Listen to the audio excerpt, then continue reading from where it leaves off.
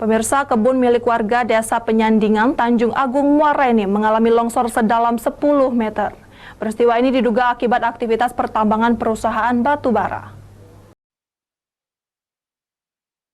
Lahan perkebunan seluas kurang lebih 1,5 hektar milik seorang warga Desa Penyandingan bernama Darmadi. Longsor hingga mencapai kedalaman sekitar 10 meter dan panjang sekitar 15 meter.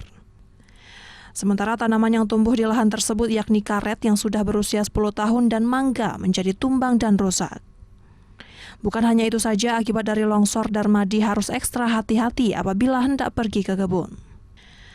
Peristiwa yang dialaminya ini membuat dirinya merugi karena dari sepertiga luas lahan miliknya sudah longsor dan masuk dalam iup perusahaan. Apalagi saat ini lahan warga di sekitar lahan miliknya juga sudah dilakukan penambangan oleh perusahaan sehingga akses untuk ke kebun sulit ditempuh. Lokasi longsor ini berada persis di sebelah lahan perusahaan yang saat ini sedang dilakukan proses penambangan batu bara. Ya, dia menyatakan benar lahan ini sudah longsor, sudah masuk ke arah kegalian PT SBP.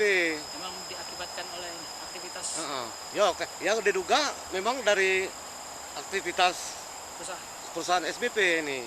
Sampaikan ke pihak Sriwijaya sesuai dengan laporan dari keluarga kami, dan setelah kami laporkan tidak ada tindak lanjut, Pak, tidak ada tindak lanjut.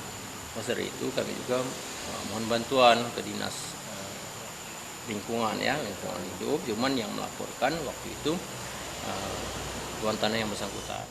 Dari Muara Enim, Edwin Sasatria, iNews melaporkan.